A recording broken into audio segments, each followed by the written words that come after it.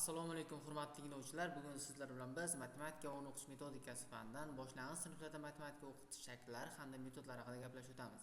Biz ushbu taqdimotimizda boshlang'ich sinflarda matematika o'qitishning tashkiliy shakllari, metodlarini ilmiy pedagogik uslubda bayon etyapmiz.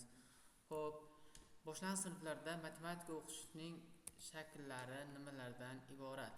Xo'p, biz bilamizki, boshlang'ich sinflarda o'qitish shakllari bir nechta turlarga bo'linadi. Bular birinchisi frontallashgan dars shakli, ikkinchisi individual shakli, uchinchisi guruhli shakli, to'rtinchisi juftlikdagi shakllar hamda o'yinli shakli va sinfdan tashqari shakllarga bo'linadi. Biz sizlar bilan boshlang'ich sinf matematika darslarida aynan qaysi dars shakllaridan ko'proq foydalanamiz? Biz asosan asosiy dars shakli bo'lmish frontallashgan dars shaklidan ko'proq foydalanar ekanmiz. Xo'p, bundan tashqari biz individual o'qitish shakli, guruhli va juftlikda ishlash shakllari va darsdan tashqari mashg'ulotlar shakllari bilan foydalanamiz.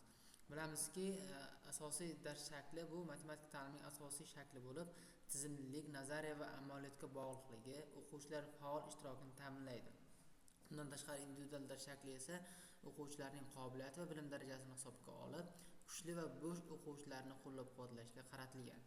Guruhli va juftlikda ishlash shakllari esa muloqot, hamkorlik va fikrni asoslash ko'nikmalarini rivojlantirishga asosiy urg'u beradigan bo'lsa, darsdan tashqari mashg'ulot shakllari esa to'garaklar, viktorina orqali fanga qiziqishni va mantiqiy fikrlashni oshirishga qaratilgan bo'lar ekan.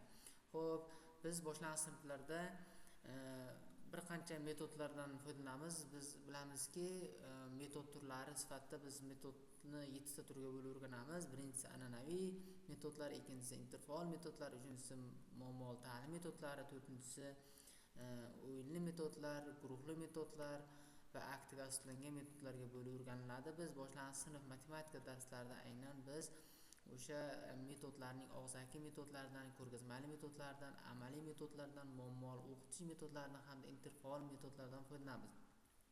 Bilamizki, an'anaviy metodlarning 3 ta ko'rinishi mavjud bo'lib, bular birinchisi og'zaki tushuntirish, ikkinchisi savol-javob hamda uchinchisi ko'rgazmali yoki ko'rsatmali metodlar hisoblanadi. Bundan tashqari interfaol metodlari bizda eng keng qo'llanilgan metod turi bo'lib, bunga biz asosan matematika darslarida insert metodidan, klaster metodidan, bumerang metodlaridan ko'proq foydalanamiz. Keyingi metodimiz bo'lmish muammoli ta'lim metodlari esa ikkiga bo'lib o'rganiladi. Muammoli savol qo'yish hamda muammoli vaziyat yaratish kabi turlarga bo'linadi.